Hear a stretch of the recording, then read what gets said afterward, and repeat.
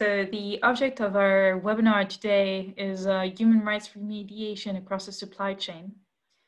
And we're going to start off with a few instructions as to the logistics of this particular webinar. You'll see that we have a few run-of-the-mill instructions for you.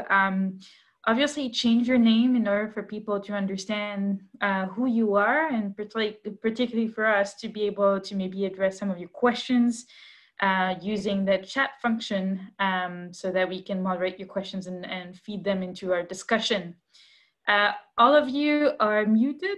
Obviously, use the chat function so that the main presenter may invite you to speak or share a question. Your camera is likewise off. We're trying to keep the bandwidth to a bare minimum and minimize our carbon footprint in the process. You are obviously welcome to invite other participants. We're obviously encouraging you to share all this content through social media. And you can include us at ksapa.org so that we may track the discussions and see any insights that will come out of it. You'll be able to scan through the participant list through the LinkedIn profile that you obviously joined. And towards the end of our webinar, say maybe the last 5 minutes, you'll be invited to answer a poll. Please let us know what you think, any insights, any advice. We're all ears. So my name is Margot Dillon, and I'm in charge of presenting Ksapa to you. And so my role there is a sustainability consultant. And so you'll see that we have a few activities that I partake, which is why I'm helping Furry today.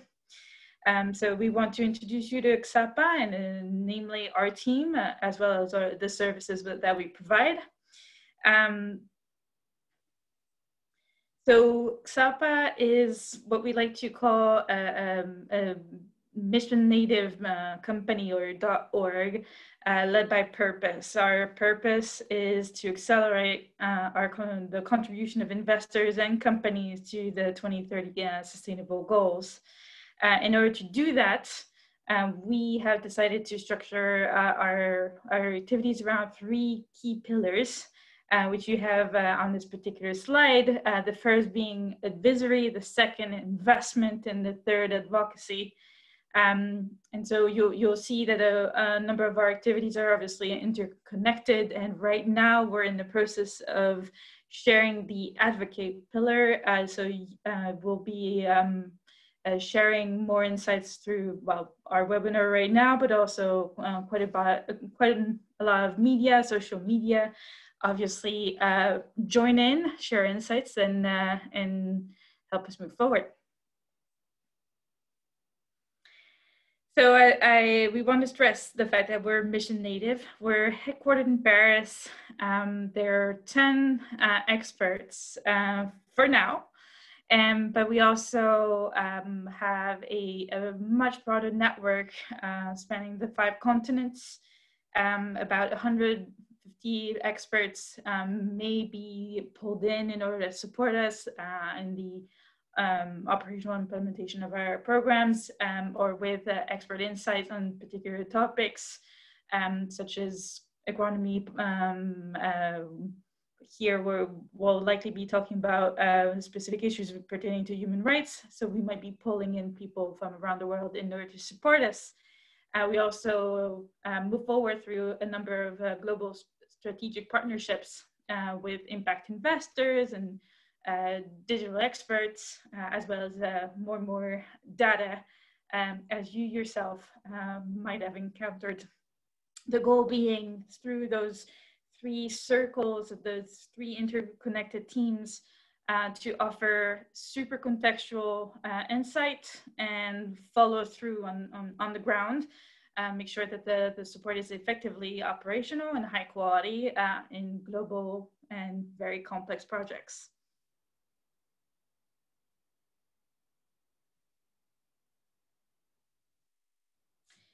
So one of our key pillars is advocacy. We very much would like to welcome you to check out our website.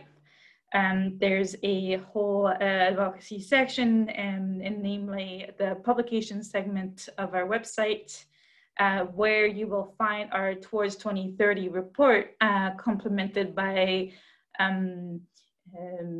briefing papers on specific topics. Here we have a sample of two of those focusing on human rights.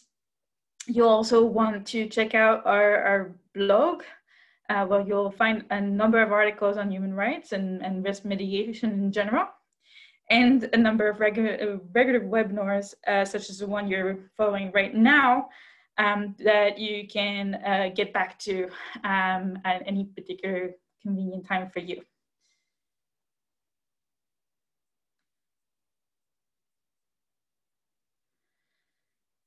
So right now is a good time to delve into the specifics of today's webinar.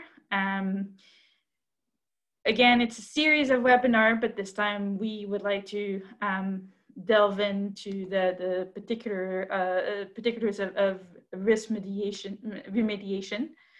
And it's particularly topical right now, seeing as 26 global players just banded in order to call the regulators to essentially level the playing field by mainstreaming due diligence in a way that is mandatory and cross-cutting. So the European Commission is slating a new directive for 2021, and they've highlighted essentially a very intricate alignment with the UN guiding principles and the 4 steps that was promoted back then, but adding 2 very essential components that have been major gaps in business implementation of them, namely enforcement mechanisms and civil liability provisions, which is the goal of this present webinar and for us to delve into.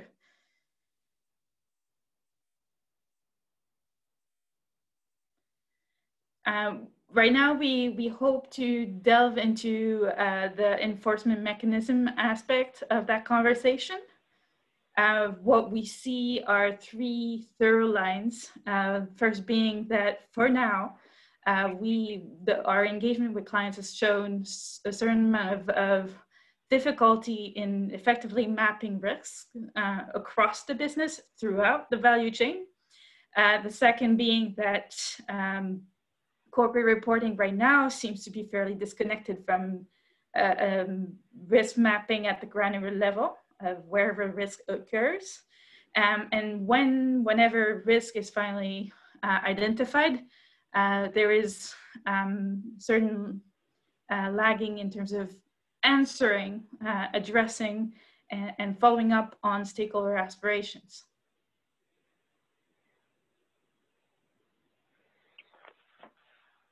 Now is maybe a time for us to introduce Farid, who's going to take it from my hands and introduce a very our panelists today, Salil.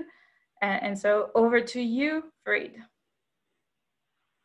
Thank you very much, Margot. I'm delighted to take part in this conversation as well. My name is Farid. I'm also working for Ksapa.org, and just moving on and just connecting some of the elements here.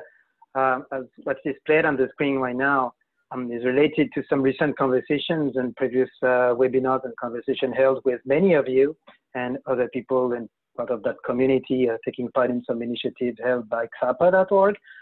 On human rights in June, we held a webinar addressing particularly this question of European Union mandating due diligence on human rights and environment. And there's a lot of uncertainties that are yet to be explored. If you want to know more, you can, of course, download that webinar on our website in the publication section, and there are a couple of blogs that have been produced out of that as well. Just wanted to bring this to life with maybe a few examples. But out of this question of meaningful enforcement mechanism, I think there is something that is very similar to some conversations held about climate a few years ago, where a growing number of stakeholders have been increasingly asking for leveling playing field addressing human rights, the same as what I was about climate. So I was actively involved in COP15 in 2009, and that was a moment when basically business, investors, and many stakeholders were just not aligned and not ready to call for leveling playing field on climate. And at COP21, 5-6 years later, a lot of things had changed, and a lot of those very same stakeholders were saying, you know, at the end of the day, climate is a problem for everyone, no matter where you're standing across the supply chain or across the value chain. So we need more clarity on what needs to be enforced with what direction. And I think now the moment is, and it's time to meet the moment on something very similar about human rights. And that's actually why, as part of that series on discussions on human rights, and notably in the context of COVID-19, which we believe generate or accelerates risks of human rights from a broad perspective, it's even more important to consider that due diligence on human rights and the connected effect that might be brought from an environmental perspective are extremely important. So this is just one example, and I want to introduce here also Salil Tripathi, who can introduce himself first and also share his perspective. And we thought we would start that conversation with two very simple questions. To which extent this EU initiative connects with broader global discussions on legally binding instruments to regulate human rights? They've been on and on conversations for years, one. And two, maybe we can learn from some recent controversies related to COVID-19, which might even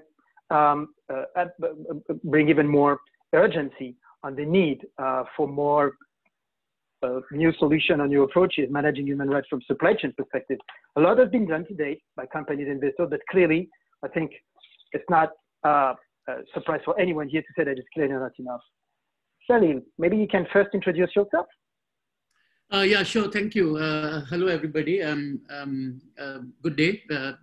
You know, one of the wonderful things about these Zoom meetings is that you never know which time zone people are listening in from. So good day is a safe way to start. I am the senior advisor for global issues at the Institute for Human Rights and Business, which was founded in the UK, but we are spread. We have some work in Colombia. We have some work in Middle East, in Qatar in particular. We also work out of Myanmar. We have office in Singapore. We have colleagues in other parts of Europe. I'm based in the United States, in New York. For a long time, I was in London, but last year I moved here. And we look at basically try to understand what companies are doing with regard to business and human rights. We try to advocate for policy changes and shaping good practices. We don't do the classic report which identifies bad practices and leave it for prosecution and civil society to take over from there. Those are very, very important functions. I used to work with Amnesty International, where we did some of that.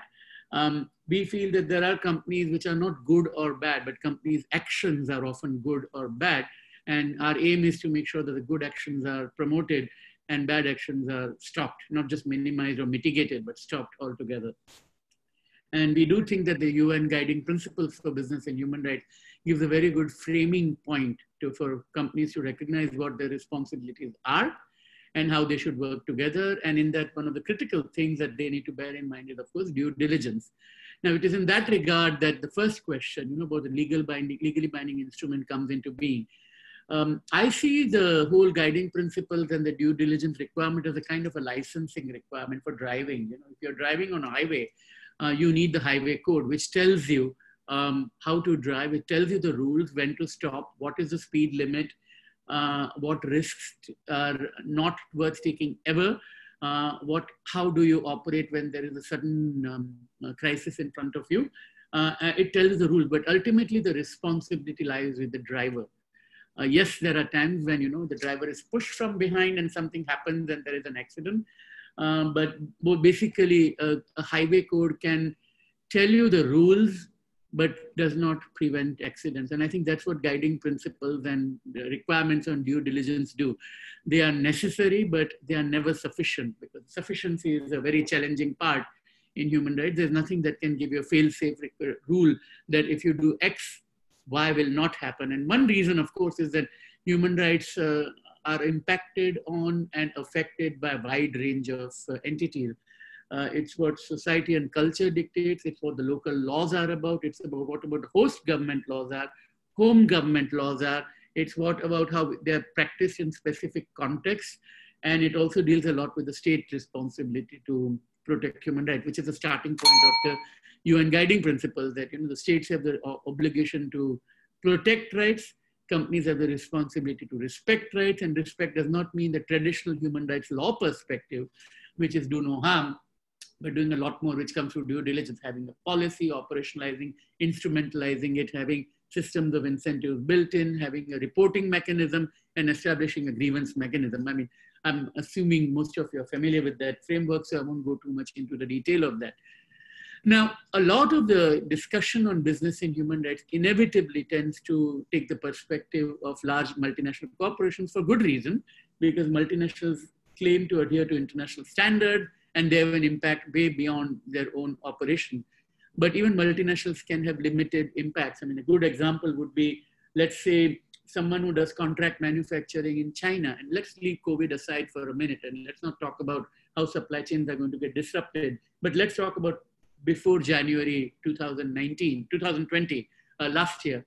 And you would have large, suppose IT companies, whether it is Apple, whether it is other manufacturers of IT equipment, all relying on one large contracts manufacturer in China. And we might think that Apple and others have great leverage, but that leverage may be diminished or reduced because it's here the manufacturer who has the advantage and not the client in this case. And therefore, when we say that a company is large, that's not good enough in terms of figuring out whether it will have the leverage that we are talking about. And sometimes very small companies have incredible leverage. So there's a company in Europe, for example, which buys a lot of ships that are being discarded, right? I mean, ships that have to be retired, and they inevitably go, about 90 to 95% of them go to Bangladesh, India, and Pakistan for them to be broken up later. And there's one or two companies like that which buy the ships in its last voyage, just when they enter the Bay of Bengal and Indian Ocean, and they buy it for the last few minutes, and then the ship goes to.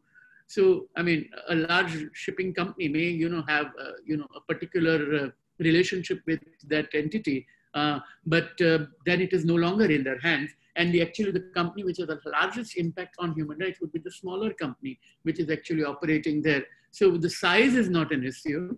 Ownership is not an issue, and where you are is not from an issue. So transnational cooperation, other business enterprises becomes a very important part here. That it's not simply we are talking about large multinationals, but also small ones. If you're talking about elimination of child labor, yes, of course, companies have a responsibility, big multinationals have a responsibility, but it's a small farm, the small cafe, small restaurant, small auto mechanic shops around the world, in the developing world, where we often see child labor being exploited. So it is a never-ending game, and having a good binding instrument would be a good thing. But if the aim is, it depends on what the aim is. If the aim is to restrain large companies from doing bad things, yes, the current conversation is going in a direction which can lead us there. But if the aim is to eliminate human rights abuses in the sphere of business and human rights, then it may not be sufficient either. And so it depends on what kind of binding instrument it is. What is it that people are going to be bound to? Is it only about reporting, or is it actually about prosecution? And there are a huge number of problems, just from the international law perspective, because who bears the responsibility for a specific act is something lawyers will never be able to agree on. Judges will also have a problem. If there is an oil company in the Niger Delta and the security forces behave badly, and if the security forces are controlled by the Nigerian state, to what extent is it the responsibility of the multinational, which is only a 5% owner of the concession? What if it's 48%? If it's 52% is the Nigerian National Petroleum Company? And these are real life examples. Many of you might even know some of these stories that I'm talking about. And therefore it's we're at a very early stage of setting it up. We should also bear in mind that if you look at other conventions on relatively straightforward issues on which there can be no dispute, such as torture, who would want to defend torture, for example? Very few people, except the torturers themselves. But if we look at the history of the torture convention, the convention that, again, it took decades before it to be agreed to. Even the International Crimes Tribunal, the Rome Statute, took a long period from the time it was first talked about as a Rome Statute and the treaty to its final adoption. And even there, many large countries that matter have not signed up or passed it into the local legislation. So creating international law is a long drawn out process. Going there is not going to be simple, and companies that are likely to face an issue may not have an immediate thing to worry about, but there's of course a reputational damage. There's of course the insurances, and most important of all, the International Crimes Tribunal that we do have, the international crimes and the Hague and so on. They can go after specific companies and specific entities, and they can actually prosecute companies when the violations we are talking about are truly gross violations, such as aiding and abetting genocide, crimes against humanity, and war crime, what's called jus cogens in international law. I mean, this is a very arcane part of international, very, in a way, a no-brainer, because we are talking about mass displacement and so on.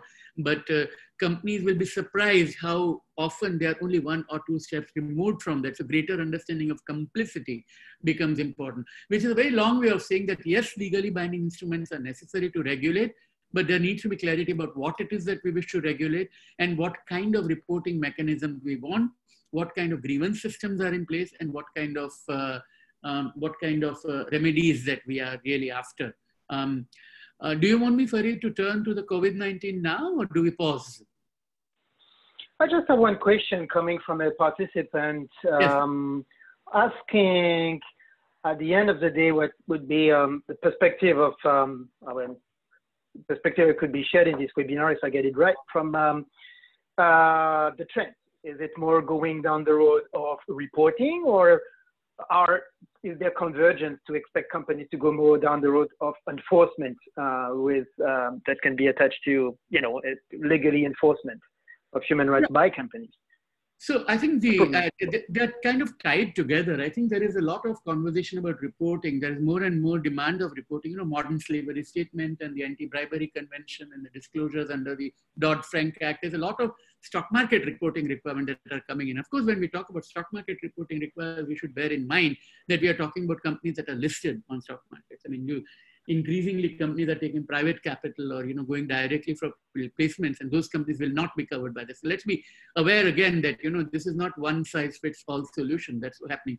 But I think reporting, there's a greater convergence of interest because it's easier for companies to understand that they have to report. It's a time consuming effort, it costs money, but at least they know what they are meant to report. Too often what's reported is what's easy to measure, and that's a problem that I find. I mean, it's a personal view here that it's easier to measure processes but not outcomes. And it's very hard to identify specific outcomes with a particular measure taken. So for example, we may have a very good system in place, for reporting on sexual harassment policies, but are sexual harassment incidents coming down? Is it a good thing or a bad thing? Is it because the policies are working? Or is it because in spite of the policies, there is a climate of intimidation and fear against whistleblowers, so nobody dares to make a complaint, and which would be seen through attrition levels. More women are leaving the company, for example, and not coming back. I mean, those are the kind of, so I think numbers tell partial story, and to go deeper would be a more interesting idea. In terms of enforcement, I think you are finding some cases, your litigation by certain law firms, I mean, both in the US and in France, have been taking up these cases. In UK too, Lee and Day, Sherpa in France, and ILRF and other NGOs in the US are taking up specific cases for getting specific enforcement. But real enforcement is going to come with cases such as the one that ISIS and Syria, that's a very famous case in France that came up, where a cement company was being targeted and facing prosecution. I haven't followed through the case in great detail, but the meticulous case that was being built, then there is another case involving a Swedish oil company in Sudan, and this is a war 10 years ago, but with the Swedish prosecutors are looking at. So yes, there is certain examples that egregious grave abuses are taking place. Yes, you do have enforcement as a very real risk. Excellent. Just another comment that we can share here. The problem with reporting is actually also that we aggregate information, whereas at the end of the day, aggregation is counterproductive to really address human rights that might occur in specific areas. So the disaggregation is important in a way to go straight to the point and really address issues where they occur. No, absolutely. And I mean, it's a bit like broader arguments on economic inequality today, right? That if you look at SDGs, if you look at, I mean, again, let's talk about pre-COVID because the economy is in complete shambles now. But if before the COVID crisis occurred, you could argue that, the world was well on track to reduce global poverty by half. And the reason it was saying it is because a lot of people in China and India were lifted out of poverty. But is that good news for someone in Burkina Faso? Or is that good news for somebody in the Niger Delta? The answer is no. And that's because of the aggregation, because China and India being such large economies and a lot of people being lifted out of poverty creates the illusion that we are winning the war against global poverty, which we are not. So you're absolutely right that it's the granularity and, peeling the layers of onion, as I always keep saying, that will tell us more about what's going on. All right, let's move on to make sure we cover the full agenda. Maybe with one focus that you might share from your perspective also on to which extent you think the current COVID-19 crisis and related economic crisis amplify specific aspects of the human rights agenda. Oh yes, I mean, COVID. We have a few examples that we might just display to kind of support the discussion here and make that lively. No, it is excellent. I'm so glad you've done it. I mean, you've found all the good examples here. I mean, COVID has sharpened our understanding and focused us towards the exposure of the inequities and inequalities that exist. It's really, really a human rights crisis. And it has also enabled, like it happened with 9/11, I mean, what it has done essentially, as it has enabled a lot of governments to put in place laws for greater surveillance and greater control of people's life. I mean, it's very hard for people to go out and protest because, social distancing, right? And therefore it becomes much easier for governments to pass laws that restrict civil liberties, for example. The inequities, I mean, I'm glad you pointed out it's not just the case of Britain where you have more Black, African, Caribbean and Asian deaths happening, but even in the US, we have seen that and it is also because of economic inequality, and some people say it has to do with diet and pre-morbidities and so on. Now, I'm not a scientist, I'm not a disease expert at all, but it is also linked to another part that if you look at it in many countries, I mean, I know US well now because I'm here, but I also know Britain well, I lived there 20 years. In both those countries, there's a lot of anger with the lockdowns and people want to start going back to work. And it's very easy. And typically the people who say that are those who are desperate for work because of income, or those who are in the middle class who basically work in offices and with sufficient social distance. And the people who are reluctant to go out are actually often people of color, for want of a better word, because it's the delivery folks, it's the nurses, it's the doctors, it's the front end staff at supermarket. And those are often from migrant communities, those are often from ethnic minorities. And they are sometimes reluctant to go back to work because they are more exposed to the virus and they're more exposed to ill health. And in countries like the US, of course, you don't have universal healthcare. So all of that accentuates those health inequalities. I mean, the workers facing the race to bottom standards of labor standards in India is one thing. India wanted to attract more investment, and India is not unique in this. Many countries will want to do two things. One is to disrupt the supply chain, which is so reliant on China, by bringing investments back home so that more jobs are created at home. But in order to attract those investments at home, it would lead to lowering of labor standards. And the excuse to be given is that we are in a crisis situation, and therefore we must take any investment that comes our way. And I mean, and there is that kind of race to bottom is going to manifest itself. And at least it's happened in a couple of states, in India certainly, but elsewhere also, people's rights to form unions and resist are going away.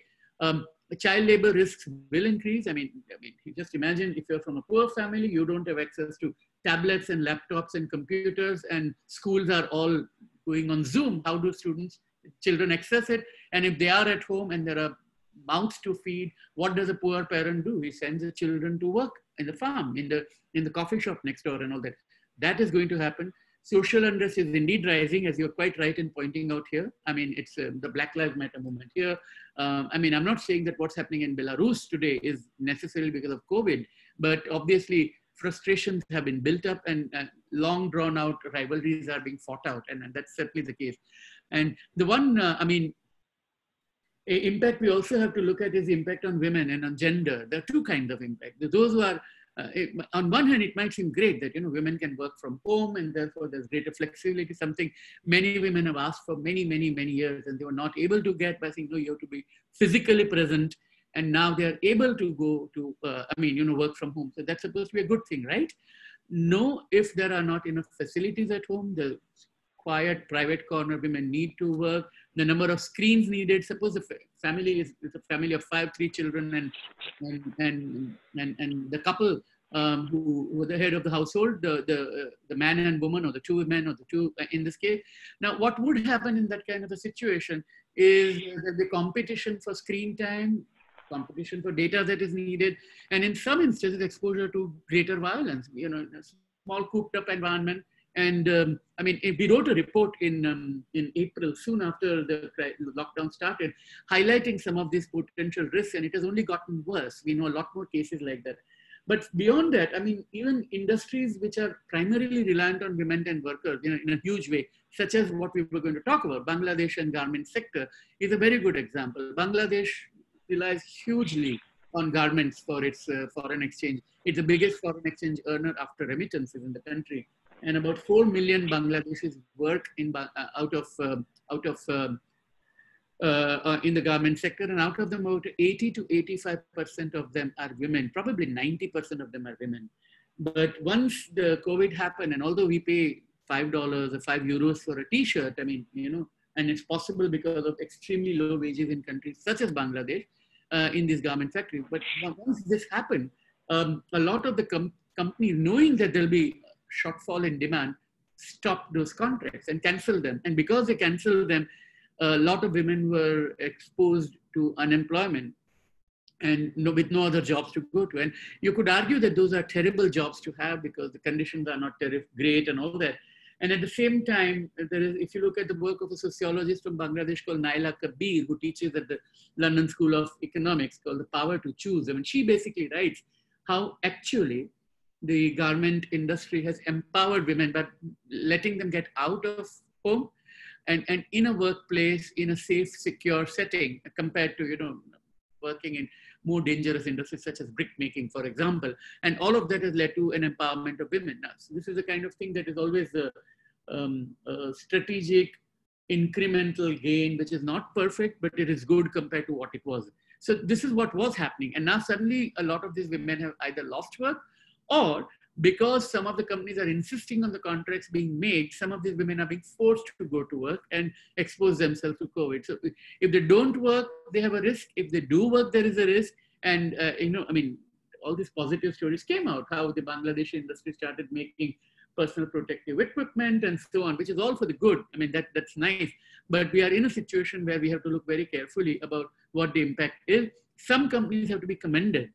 G-Star being one of them, H&M Group of Sweden being another one, which decided that, this is a terrible time and we are going to honor the contracts we have signed. And that's a good thing. It's a luxury in a way, because not every company can afford to do that. And, there comes a time when the company may have to actually backtrack, because, it can't be a permanent, long drawn commitment that is being put up, because companies clearly have liquidity issues. Let's be honest about it.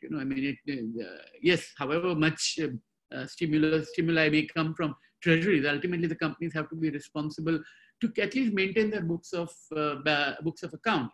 Let's leave aside whether they're responsible to the stakeholders or shareholders. Those are philosophical issues, but they have to make sure that they earn $1 more than what they're spending, and that's hard in this environment where demand has collapsed. Statistics of economic decline have been huge. Just 2 days ago, the statistics came out from India. The official figures say that the economy shrunk by a quarter, 24%, the world's steepest decline. And that's only the official one. Unofficial one is probably much higher. One statistic said it's 1/3. We're talking about 33%. So it's going to be a very long haul before we get out of it. We need to think of newer ways of approaching the issue and newer ways of addressing and moving from that. And Bangladesh is just one solid example of that. And I mean, as I can see from the slide here, it's not restricted to Bangladesh. You have issues of exploitation of workforce even happening in the developed world. Yeah, this example, I mean, makes a good connection for the next section that we have today. I think overall, we can look at some of the good practices coming out of COVID-19, but I think it's actually also important that given the context, which you described, encouraging very strongly companies and investors to look at the human rights agenda very seriously and to expect more regulations to converge and to force companies one way or another to be as proactive as possible on the human rights risk. If you look at the example of Bangladesh, and I was involved in a lot of work and activities taking place just after Rana Plaza 10 years ago. At the end of the day, you can really question two things. One is if you're a professional buyer, at the end of the day, from a large corporation, part of your responsibility is really to understand where and how your orders are executed. So you don't just leave things happening in Bangladesh without a clue on what's going on. So you must know, and normally you know, which connects to a second thing, which basically is that normally when you're a big brand, you have a supplier code of conduct, you have ethical commitment, you have a couple of principles which have been laid out, and in many cases that have been signed by many of your suppliers that have been screened, selected, to be expected to abide by those principles. And in practice, in general terms, clearly there are human rights issues which are not necessarily fully addressed through social audit and through the fact that there are commitments that are made, one, and two, as soon as there is an additional crisis putting even more pressure, and for example, pressure on liquidity, well, then the implications from a human rights perspective are even more disastrous. So there is something here which I think is important to flag, because that's exactly a reason why we've established this initiative, Ksapa.org, among many things. But one thing that is important to us is to step back and look at some of those practices and look at what can be done, learning from what's been done to date, but differently to contribute to accelerate fundamentally the way societies, corporations, and investors particularly, because that's the community working with us, to uphold basically human rights. So just take 2 minutes and then we'll have a second round of discussion, and just taking a comment from someone. Thank you so much, because there are 3 comments coming that are basically supporting what I'm saying. So thank you, and there are a few more questions, and I'll keep sharing questions, and I'll make sure to address them. Basically, the slides that are displayed here, they will be uploaded on the website starting tomorrow at the latest. So if you want to have more, because someone is asking, everyone has access to the slide, and it's open source, of course. But one thing is that there is a limitation coming with some of the traditional approaches held by companies addressing supply chain risk. It's displayed on the screen, but long story short, without putting aside the qualities and the improvements that have been provided across the past, let's say 2 or 3 decades, 2 decades through social audit, streamlining and strengthening supplier relations, ensuring that there is a better alignment on human rights expectations, for example, on labor conditions, child labor, safety issues, fine, that's fine. However, what we can clearly see, and that's really experience that is talking here, that's not enough. And typically, we can see that it's not because government companies in Bangladesh are signing principles or even can be trained to some principles that they can really apply those, first. Second, it's clear that if you just take an issue like overtime or child labor in supply chain, and let's not forget that the ILO declared that 2021 was expected to be the year when child labor would be banned from the world supply chain. We'll see if that happens next year in context of COVID-19. But if you explore those issues, at the end of the day, they've been recurring for decades. And so continuous improvement in a context where a growing regulation is expected to happen is not the right answer. You cannot just get back to an attorney and just say, you know, we are exploring continuous improvement, and sorry, there are things we don't manage. So there's just three things, three solutions that are pretty aligned with our agenda that we just wanted to bring to the community here as part of the concrete solutions to move forward and accelerate capacity for investors and companies to address the human rights agenda. Now getting in a decade of turbulence, but at a moment when it's clearly expected from companies and investors to be much more, have more ambition and more capacity to proactively demonstrate their capacity in good faith, not to be perfect, but to do the best they can to manage the issues. So just three ideas which are food for thought for discussion.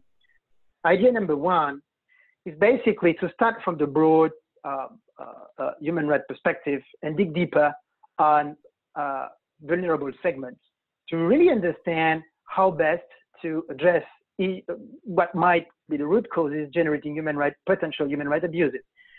The SDGs, the global goals, just to start from something that is pretty simple, can provide a simple framework to explore human rights from the lens of specific issues.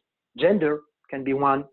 The concept of decent wage can be another one. If you're in the supply chain and people are paid by the piece, for example, in agriculture, people are paid by the volume. The capacity for people to get a decent wage is not necessarily predictable. So that's just an example. A second area that we believe is important is if we consider that there are countries or particular sourcing activities which are extremely strategic for companies beyond what's been done to date, more systemic approach that might go through coalitions with other companies, very active engagement with investors, for example, can be a way, or is a way, I mean, we're on that, to ensure that programs can be deployed at the scale that is needed in countries. Typically what we do at Ksapa.org is to federate some impact investors, providing the resources which generally we don't have from a human rights program perspective, to amplify significantly the scale and the reach of, let's say, for example, training programs, enabling workers in supply chain to access understanding of their rights, better practices, and mitigate, for example, safety issues and others that are really some operating issues that they can face, for example, in the apparel industry. And the third aspect, which we believe is interesting now for the decade that is coming, is to explore what is brought with new technologies. And of course, I say this with a lot of caveats because I'm perfectly aware, we're perfectly aware in our community of a lot of the issues that can be brought with big data, civil surveillance, data privacy, all those issues. But having put that and factor that into the way we can advance understanding of human rights and exploring solutions from a human rights perspective, we believe still that there is an interesting potential. Just like, as an example, to be concrete, addressing the issue of child labor. I've worked myself a lot with migrant workers in Southeast Asia. There's one thing that I know, basically there is a correlation between where migrant workers are living and to which extent the places where they're living, which generally are places where local population are not interested in having the activities because it's far away from cities, for example, from kind of even villages or small urban areas. So the migrant workers took basically, they can take the positions which are not of interest for local population. It's far from schools typically, but people need to be living there with their communities.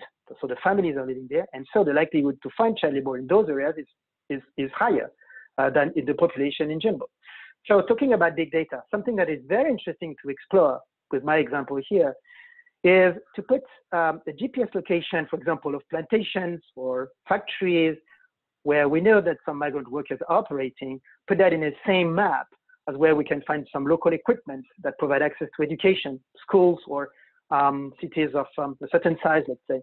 And with this, you can clearly just play a little bit with the data and have high likelihood to identify the areas where there is high likelihood to find some child labor. And then how to address the child labor issue? Well, there are thousands of tactics and solutions that might address those issues, but at least the attention is focused on the right pockets where the child labor issue is likely to occur.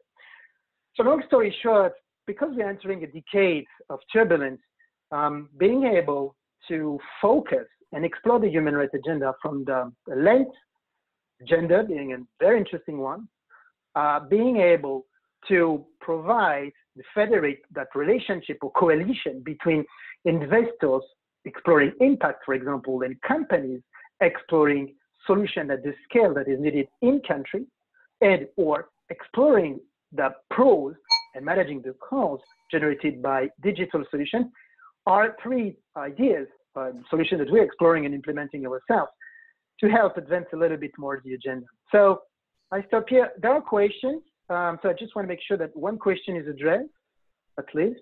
Regarding large companies, do we think that investors can exert pressure, as much pressure as low? I think that's an interesting question, and I will just like make a connection there and then let Salil react to or build on some of these suggestions, suggested points. Investors, I mean, just because there is this question coming in, I think a challenge we have today from a human perspective is the insufficient alignment of expectations between investors and corporations, simply because investors and corporations generally are first not using the same reporting tools or frameworks or even taxonomy. So that's clearly a challenge here. However, if investors, as they are increasingly subject by law to demonstrate their proactive capacity to map and proactively manage human rights risk, at least increasingly that's coming in 2021 in the European Union with the mandatory due diligence, clearly it is part of the role of investors to engage with corporations and to ask corporations how they're mitigating risks. It's clearly part of what's expected from them.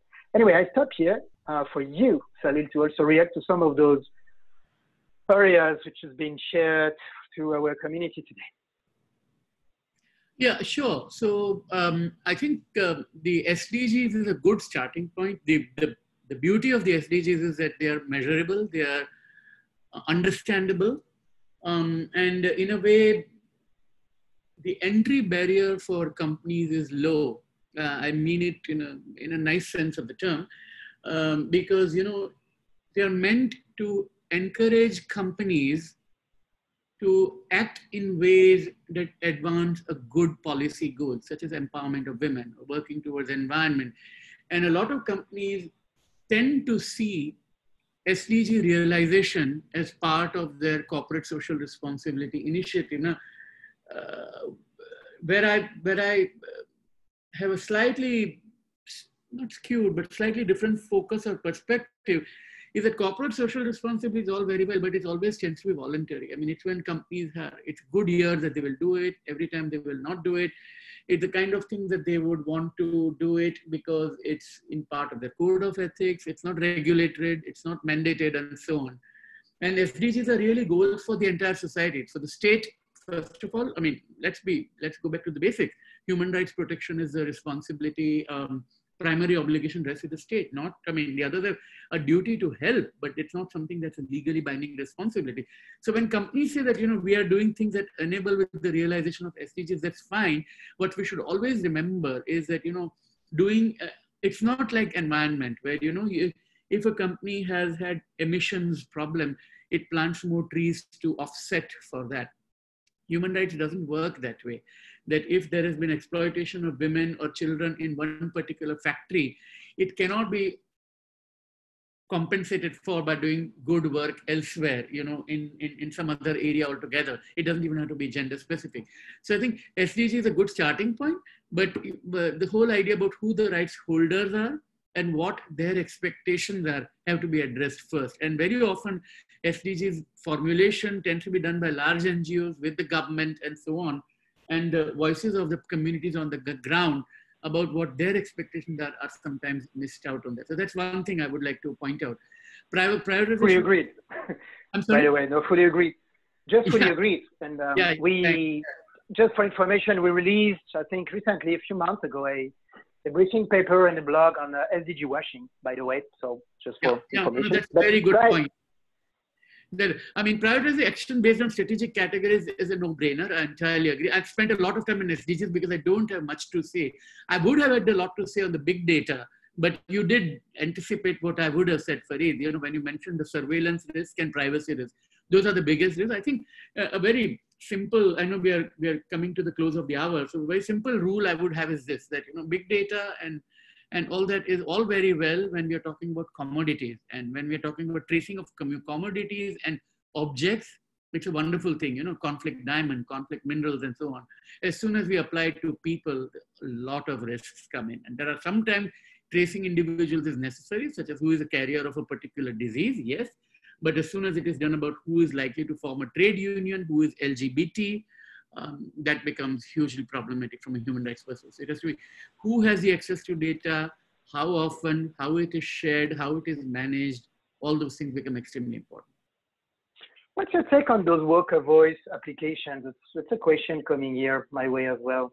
You know, those applications, and, you know, I'm a worker in a garment factory in Bangladesh, and through the application, I can, you know, share an issue, a problem, and there is a kind of third party which is processing the grievance, basically. What's your take on that, or your experience on how that might work? I know I haven't looked at it.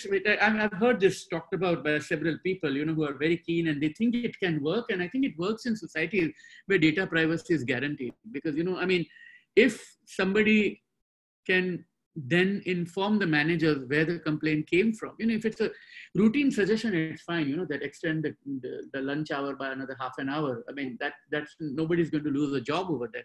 But if it's a sexual harassment complaint, or if it's a complaint about bullying, or it's about anything that's slightly graver of a human rights abuse, two things can happen. One is that there can be retaliation against the person, and the other is, of course, that it can be misused, or it can be overlooked completely by the authorities, so as to not look bad in the eyes of the auditors when they come in, and more pressure applied without retaliatory action against them. So yes, these apps can work, but it requires a norm-based functioning civil society. Without that, it becomes very hard. Excellent. Just exploring some aspects of maybe SDGs. I think you've worked a lot on gender, so I'd be curious to understand what exploring gender has been different, or a good way to kind of refresh understanding that you could have exploring right holders, you know, having worked on right holders first, and then exploring, or maybe having a deeper dive on through the gender lens, how this has been helpful to kind of, you know, gain in quality, I would say, of understanding and of solutions. Yeah, I mean, you know, as soon as we talk about gender, then the other intersectionalities come in, right? I mean, ethnicity being another one, language minority being another one, LGBT communities being another one. So I think what companies will have to increasingly look at is the intersectionality approach. For example, you know, many companies say that, you know, if we have increased the number of senior management by 1/3, so that right now we have 10% of our senior managers are women. If we make it 25, that's great. Now, at one level, that's wonderful, and I will never say that that's a bad idea. In fact, it should be 50, is what I would immediately say. But the question of intersectionality is about, you know, which is the class of women who are benefiting from it. Are they from the elite community? Are they, you know, you talk about France, so are they, you know, graduates from Sorbonne? If they're from Oxford and Cambridge in Britain, if they're from the Ivy League colleges only, or are efforts being made to improve situations and by seeking out from elsewhere? The other gender element, which also complicates things, is, you know, yes, it's all very well to have a woman CEO, but what is the condition for the woman at the front line of the operation? The bank teller, if you're a bank, you know, and if you might have a woman CEO, but if women at the front end are working, you know, abnormal hours, or if they're facing sexual harassment, those are the kind, that's the kind of peel. Again, I go back to the metaphor of peeling the layer of the onion. We have to keep doing that constantly to find out exactly what we are looking for, and then also look at the most the biggest vulnerabilities, and not look at the, I mean, easy. I mean, I'm not at all saying that gender balance is an easy target to achieve, but it's recognizable, it's manageable, it's something that the world is already aware of, but we are still beginning to learn how it might play out when you're talking about, let's say, the discrimination in the Dalits in India or the Burakumin in Japan. And that's going to be much harder. And I think and that's why, it's an ongoing, never-ending quest that we are on, yeah. Yep. For people taking part in the webinar today, you might have seen that the poll of 3 questions has been brought to your attention. Please just respond. It's helpful for us to improve the quality of those webinars and make sure that they're useful to you all. So that's just one thing. And just moving on, as we're getting to the far end of our webinar today, these are just a brief overview of some of the activities that we're leading. We've not really talked too much about duty of vigilance plans, as they increasingly are becoming generic or a go-to tool, at least for companies being under regulations across a growing number of countries in continental Europe, starting from somewhere. And just getting to the far end, I want to make sure that people are aware of some of our upcoming webinars. There have been a couple of questions related to this webinar. So it's part of our advocacy program. The session is recorded and uploaded, as much as the presentation, on the website in our publication section. That should be uploaded very soon, within 24 hours from the date of the webinar. So if you want to have access to the PowerPoint, question was asked, that will happen. As we continue to explore those areas of human rights, climate, and circularity, I did not mention that, but across the upcoming month, there will be additional webinars. They are always taking place on a Tuesday at 11 a.m. New York time, 4 p.m. London time, 5 p.m. Paris time. One will happen on stakeholder engagement, managing digital era, and another one in December, and you can actually already mark up agendas, will be on the value chains and climate action. And connecting with what we've been discussed today, we're actually also strong believer that there are important connecting points between environmental and human rights issues, and exploring the climate agenda is a good way to advance understanding of the human rights agenda and solutions. Moving to the closing of this webinar, just want to give you the floor, Salil, to ask you one closing question. Anything that you found interesting, maybe coming through a few questions coming from our audience today, or something that you will want to chew on for the next couple of hours out of this webinar? I think the big, we have 3 existential challenges, right? One is, and this comes out of the conversation we are having. One is that COVID has truly transformed the way the world is. I mean, it's not just the international order, but even the human rights order.